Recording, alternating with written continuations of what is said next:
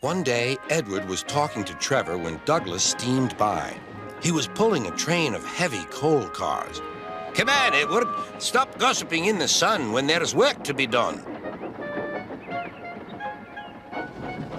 Later, Edward spoke to Douglas. "Trevor and I are old friends, and you and he have a lot in common, too." "We do?" quizzed Douglas. "And what would that be?" "Scrap," said Edward quietly.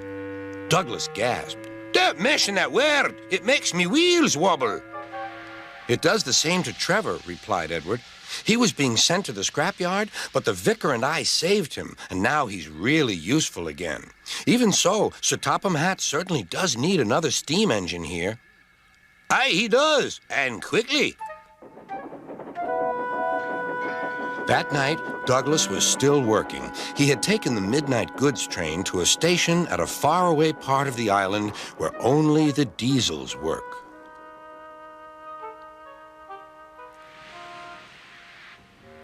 He was just shunting, ready for his return journey, when... "That sounds like a steam engine," he thought. The hiss came again.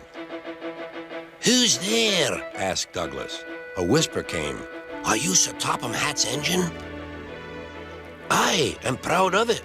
Well, I'm Oliver, and I'm with my brake van, Toad. We've run out of coal and have no more steam." "But what are you doing?" "Escaping." "From what?" "Scrap." Douglas shivered.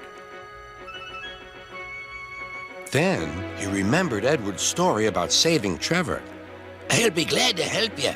It'll have to look, though, as if you're ready for scrap and I'm taking you away."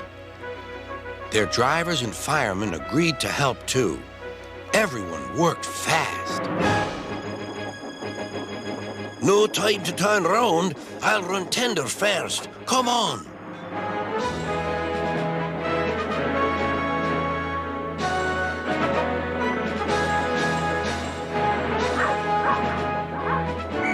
But before they could clear the station, they were stopped. "Aha!" called a foreman. "A Great Western engine and a brake van, too. You can't take these." "Aye, but they're all for us," said Douglas's driver. "See for yourself." The foreman looked all over Oliver. "Seems in order. Right away, guard."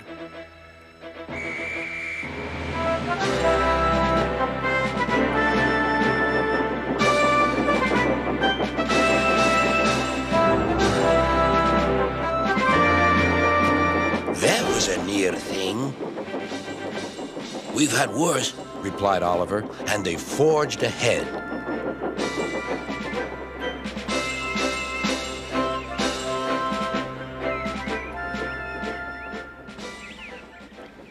It was daylight when their journey ended. "We're home!" cried Douglas. "Shh!" said his driver. "There are the works. We'll find a place for Oliver." Oliver said goodbye and thank you, and Douglas puffed away. The next day, Douglas told the other engines all about Oliver. "Sir Topham Hatt will have to know," said James. "Douglas should tell him at once," added Gordon. "Well, here he is," said a voice. "Now, what's this all about?" "Beg pardon, sir, but we do need another engine." "Yes, sir," ventured Gordon. "A steam engine, sir." "Well, unless one is saved from scrap, there's little hope."